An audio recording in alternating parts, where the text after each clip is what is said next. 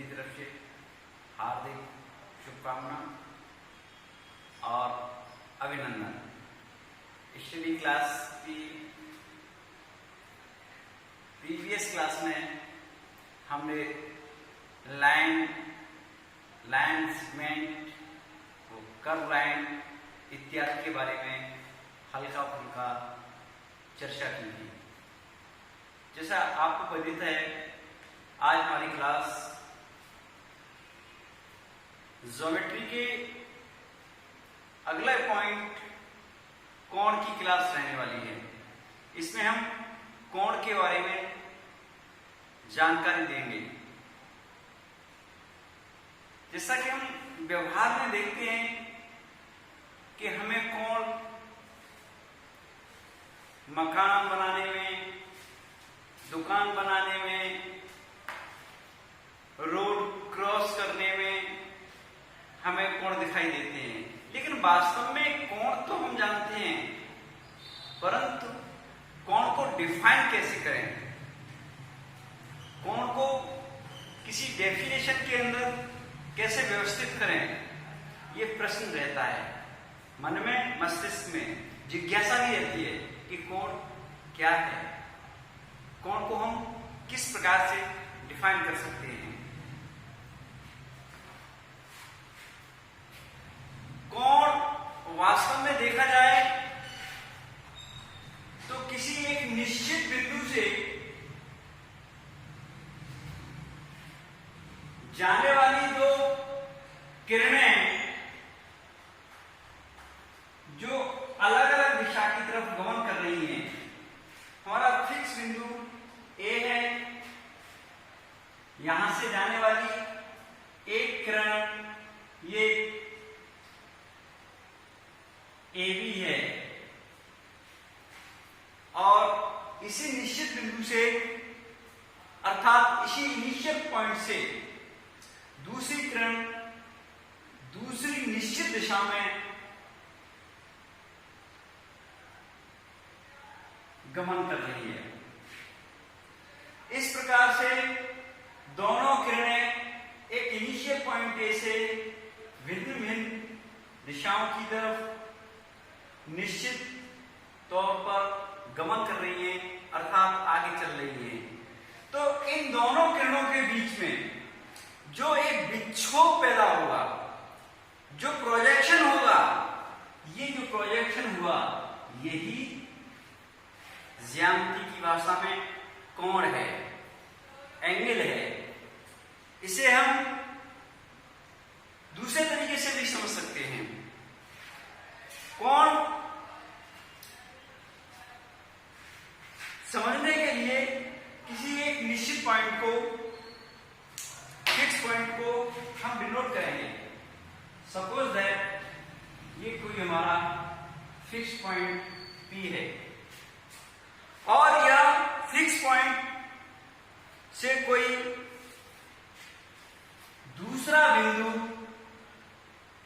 B है जो variate है, अर्थात ये वेरिएशन करेगा।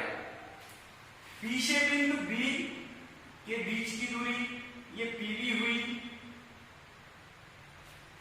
अब इस PB दूरी पे बिंदु P इनिशियल था और एंड पॉइंट B था, लेकिन ये बिंदु वेरिएबल है, माने वेरिएबल है, ये वेरिएशन करेगा और ये प्रक्षेप करता हुआ सेकंड पोजीशन C पर आकर के स्टॉप हो गया, रुक गया।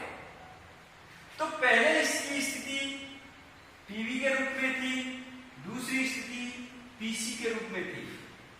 अब देखिए बिंदु B अपनी प्रथम स्थिति से द्वितीय स्थिति C में आ गया, तो पहला मार्ग ये था, अब यही बिंदु का दूसरा मार्ग PC हो जाएगा। तो इसके बीच में जो प्रक्षेपण होगा ये प्रक्षेप करेगा, तो यह प्रक्षेपण ही क्या कहलाएगा, ये प्रक्षेपण क्या कहलाएगा, एंगल, कौन कहलाएगा। तो हम देख सकते हैं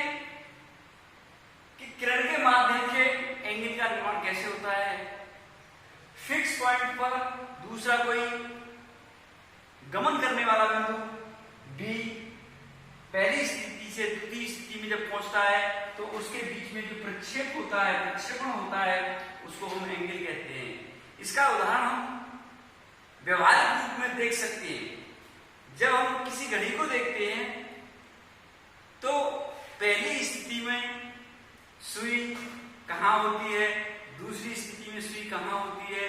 अगर उन दोनों स्थितियों के बीच में जो प्रक्षेपण हुआ है, जो प्रक्षेप हुआ है, वही कोण है। इसे हम सरल भाषा में इस तरीका से समझ सकते हैं।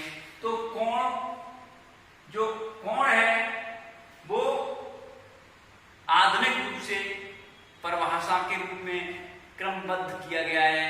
किसी निश्चित बिंदु से प्रकाश की एक किरण और दूसरी किरण अलग अलग निश्चित मार्ग की तरफ गमन करती हैं, तो उनके बीच में होने वाले छोर को ही हम कोण कहेंगे। दूसरी स्थिति में वेरिएबल पॉइंट फर्स्ट पोजीशन से सेकंड पोजीशन में आने पर जो प्रक्षेपण हुआ, जो प्रक्षेप हुआ, वही कोण है। मुझे लगता है कोण आपकी समझ में आ गया, लेकिन कोण को समझने के बाद मन के अंदर जिज्ञासा होती है कि भाई कोण तो है, व्यवहार में भी दिखाई दे रहा है, लेकिन क्या ये निश्चितता है, अर्थात ये कितने प्रकार का हो सकता है कोण। तो इसमें से कुछ कोणों को हमने एकत्रित किया है और जानने की कोशिश की है। अच्छा, कोण को जो व्यक्त करते हैं उसके लिए एक मार्क्स का यूज करते हैं। सपोज दैट कोई एक फिक्स पॉइंट ए था और ये किरण जा रही थी बी बिंदु पर और ये सी बिंदु पर दूसरी किरण जा रही थी, ये एंगल हो गया। तो अब इस कोण को हम व्यक्त कैसे करें? तो इसके लिए बहुत सारा सिंपल सा मार्क्स है, ये कोण का मार्क्स है। लिखेंगे कैसे? गणितीय भाषा में इसे व्यक्त कैसे करेंगे, इंटरप्रेट कैसे करेंगे? तो कोण का मार्क्स लगाएंगे और देखेंगे कि ये जो बिंदु ए पर कोण बना है, ये बीच में आए, शेष दोनों बिंदु आसपास आए। तो यहां से स्टार्ट करें, बी ए सी। इसका अभिप्राय हुआ कि कोण ए पर बन रहा है, लेकिन वास्तविकता में क्या व्यवहार में हम जिस बिंदु पर कोण बनता है वह इस तरीके से व्यक्त कर देते हैं।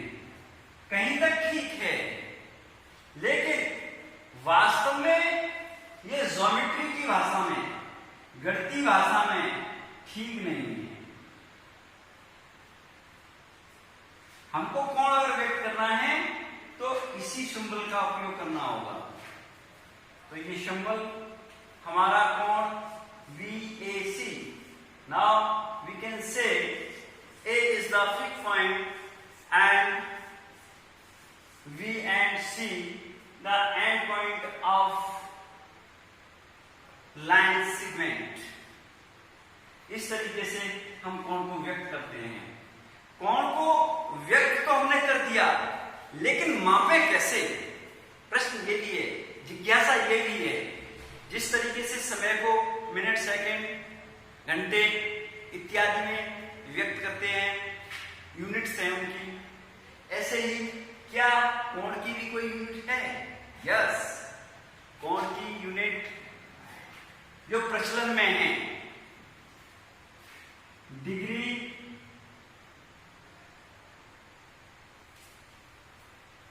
या अंश।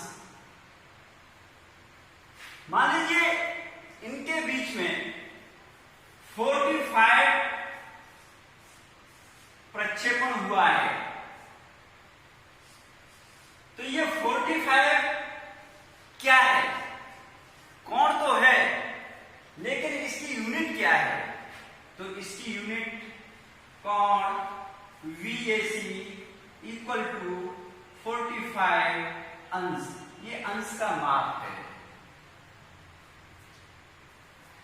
दूसरी इसकी जो यूनिट है, पद्धति है, रेडियन। मुख्यतः हम इस पद्धति का उपयोग करते हैं। आगे की क्लासेस में जब हम इसको डीपली लेंगे तो जहां से डिग्री को रेडियन में, अंश को रेडियन में या रेडियन को अंश में चेंज करेंगे, तब इस पर कहीं चर्चा करेंगे। अब मुझे लगता है कि कोण का जो सिंबल है अर्थात प्रतीक या व्यक्त करने का तरीका है कट। बंद कर दो।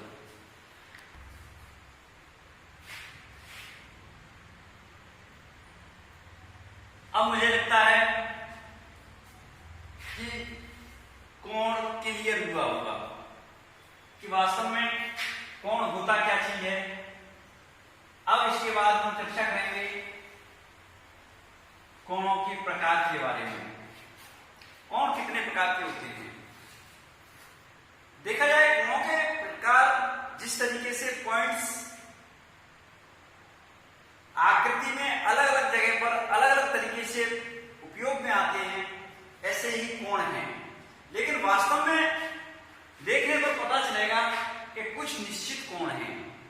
उनमें से जो पहला कोण है वो न्यून कोण है, जिसे इंग्लिश में एक्यूट एंगल कहते हैं।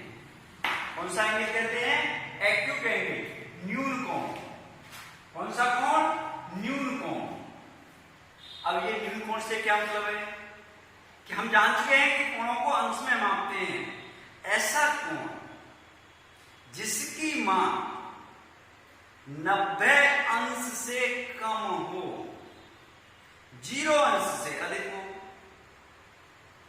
ऐसे कोण को हम न्यून कोण कहेंगे। सपोज दैट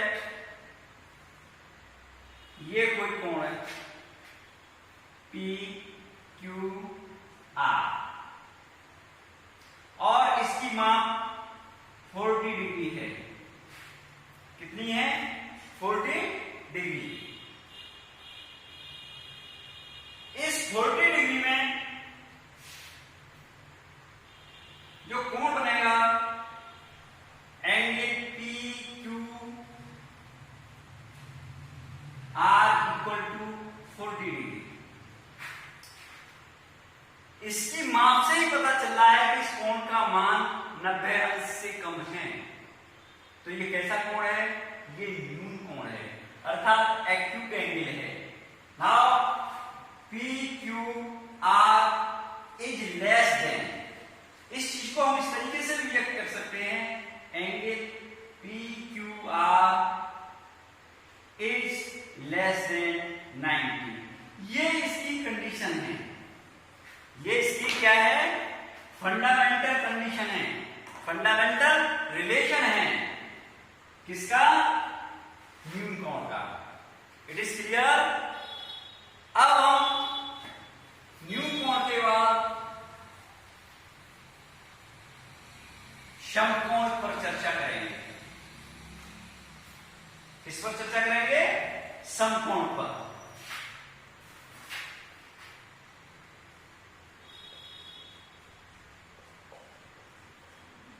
अगला कोण समकोण है।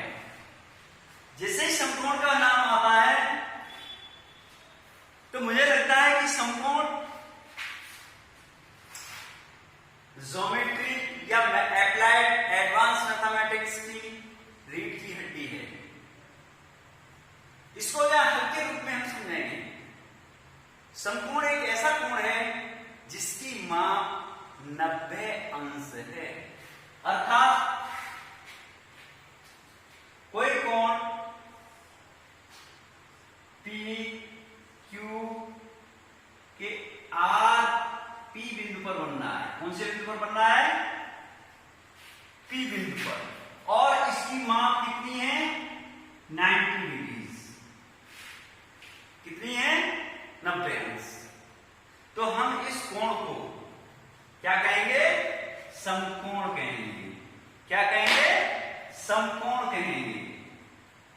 समकोण। आगे चल के अपनी अगली क्लास में समकोण से रिलेशन बहुत सी थ्योरम है, बहुत से पोस्टुलेट्स हैं, बहुत से सूत्र हैं, इन पर चर्चा होगी। मैं तो ये कहूंगा कि समकोण मैथ की रीढ़ की हड्डी है, बेस है, ज्योमेट्री में बेस है। चाहे वो रिलेशन ज्यामिति हो, चाहे ट्रिग्नोमेट्री हो, ट्रिग्नोमेट्री पूरी की पूरी समकोण पर रही है। और ये समकोण अपने आप में एक वे ऑफ मैथमेटिक्स है, एक रास्ता है। अब इसके बाद अगले कोण, जिसे समकोण को इंग्लिश में राइट एंगल भी कहते हैं। क्या कहते हैं? Right angle. अब इसके बाद समकोण के बाद अधिक कोण, ऑब्ट्यूज एंगल। सीधी सी बात है, ऐसा कोण जिसकी माप 90 से अधिक हो, जैसा कि नाम से पता है अधिक कोण। कितने से अधिक हो? 90 से अधिक हो। मान लीजिए कोई एंगल ABC है और इसकी माप 120 डिग्री है, तो ये 90 अंश से कम है या ज्यादा है? 90 अंश से अधिक है। तो ये कैसा कोण कहलाएगा? Obtuse angle. तो इसके लिए जो सूक्ष्मतम एक क्राइटेरिया जो इनइक्वलिटी फॉर्म बनेगी, वो क्या बनेगी? 90 से अधिक। क्लियर? कौन सा कोण? ABC। परंतु 180 अंश से कम, अर्थात 180 अंश। तो इस तरीके से ये जो हमारी फॉर्म हुई वो किसकी फॉर्म में है? ऑब्ट्यूज एंगल की फॉर्म में है। किसकी फॉर्म में है? ऑब्ट्यूज एंगल की फॉर्म में है। 90 is less than angle ABC is less than 180, अर्थात 90 अंश से बड़ा और 180 अंश से छोटा जो भी कोण होगा वो ऑब्ट्यूज एंगल होगा। कौन सा होगा? अधिक कोण होगा। अब अधिक कोण के बाद अगला कोण सरल कोण है। जैसा कि नाम से पता है, सरल है, अर्थात सरल रेखा पर है। इसे समझने के लिए एक हम सिंपल लाइन ड्रॉ करेंगे और इस सिंपल लाइन का बहुत सारे पॉइंट होंगे। मान लीजिए इसका इनिशियल पॉइंट A है और एंड पॉइंट B है और बीच में कोई C पॉइंट है। अब C पॉइंट पर कितने अंश का कोण बनना है? कितने अंश का कोण बनना है? ये 180 अंश का कोण बनता है, तब हम कह देते हैं कि angle ACB equal to 180 degree, अर्थात कोण ACB बराबर 180 अंश है। इसलिए इस कोण को हम स्ट्रेट एंगल कहेंगे, अर्थात सरल कोण कहेंगे, या इसका ज्यामितीय रूप में दूसरा नाम भी है ऋजु कोण। क्या नाम है? ऋजु कोण। तो जो सरल कोण होगा, इसके लिए हमारे पास जो फंडामेंटल होगा वो क्या होगा? या फिर इसको कह सकते हैं दो समकोण, क्योंकि हम जानते हैं एक समकोण का मान 90 अंश है और 180 है, तो कितने समकोण हो गए? दो समकोण हो गए। कितने समकोण हुए? दो समकोण। सरल कोण में कितने समकोण होते हैं? दो। माप क्या होती है? 180 अंश। It is clear. नेक्स्ट, प्रतिवर्ती कोण।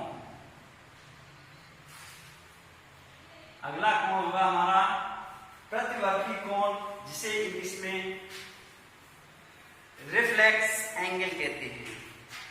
कौन सा एंगल कहते हैं? Reflex angle. हमने न्यून कोण से स्टार्ट किया, शून्य से कुछ अधिक से स्टार्ट किया और 90 तक पहुंचे, समकोण तक पहुंचे, समकोण के बाद सरल कोण पर पहुंचे, ऋजु कोण पर पहुंचे। अब हम आगे की तरफ बढ़ रहे हैं। मान लीजिए कोई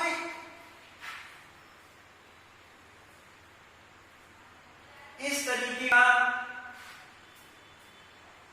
एंगल है और ये कोण ये वाला बनना है। इस कोण को हम किस कोण से नापेंगे? देखो, इसे देखते हैं तो इधर से मालूम पड़ रहा है ये कोण है, लेकिन हम इसको रिफ्लेक्ट कर रहे हैं, दूसरी तरफ से देख रहे हैं, इसलिए इसका नाम क्या है? प्रतिवर्ती कोण। अर्थात हम दाएं तरफ से बाएं तरफ बढ़े थे तो हम यहां से यूं बढ़ते चल रहे हैं। तो एंगल ए बी सी, ठीक है, इसका मान लीजिए 210 अंश है। कितना है? 210 अंश। इसका नाम जो प्रतिवर्ती पड़ा,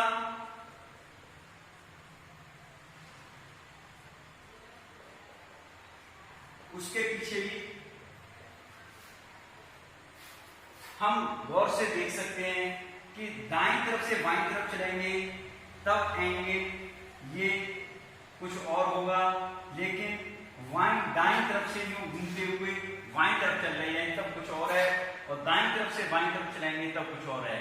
लेकिन जो हमारा कोणों को मापने का प्रक्रम है वो अधिकतर दाईं तरफ से चलकर बाईं तरफ होता है, इसलिए इसे प्रतिवर्ती कोण कहेंगे। इसके लिए जो कंडीशन बनेगी वो क्या होगी? 180 अंश से अधिक। कौन सा कोण? ABC।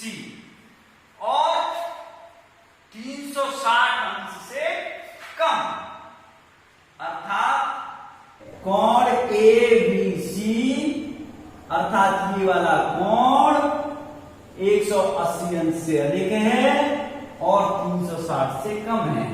तो इस प्रकार के कोण को हम क्या कहेंगे? प्रतिवर्ती कोण कहेंगे। क्या कहेंगे? प्रतिवर्ती कोण। मुझे लगता है ये क्लियर हुआ। अब इसके बाद अगला जो एंगल है वो संपूर्ण कोण है, अर्थात पूरा का पूरा एक चक्कर लगा करके इनिशियल पॉइंट से चले और वहीं आकर के एंड हो गए। ऐसे कोण को हम संपूर्ण कोण कहेंगे। फुल रोटेशन एंगल या होल एंगल, संपूर्ण कोण। क्या कहेंगे? संपूर्ण कोण। मान लीजिए कोई पॉइंट ए और इसका दूसरा पॉइंट एंड पॉइंट बी है। हम यहां से चले और घूमते हुए यहीं आ गए। हमने जितना प्रक्षेप तय किया वो होल था, पूरा था, यहां तक पूरा एक चक्कर हो गया। अगर ये चक्कर पुनः यहां से स्टार्ट होगा तो पुनः हो जाएगा। इस तरीके से इसकी माप 360 अंश होती है। कितनी होती है? 360 अंश। तो संपूर्ण कोण का मान 360 अंश होता है। आज हमने कुछ एंगलों के बारे में समझा, लेकिन इससे परे जो कोण हैं, इनसे परे पेयर्स ऑफ एंगल्स, माने युग्म, कोणों के युग्म के रूप में भी हम कोणों को समझ सकते हैं। इनमें से कुछ कोण पूरक कोण होंगे, कुछ कोण संपूरक होंगे, कुछ कोण वर्टिकली अपोजिट होंगे, कुछ कोण संगत कोण होंगे, इस तरीके से भिन्न भिन्न कोण होंगे, आसन्न कोण होंगे। इस पर भी हम चर्चा अभी करेंगे।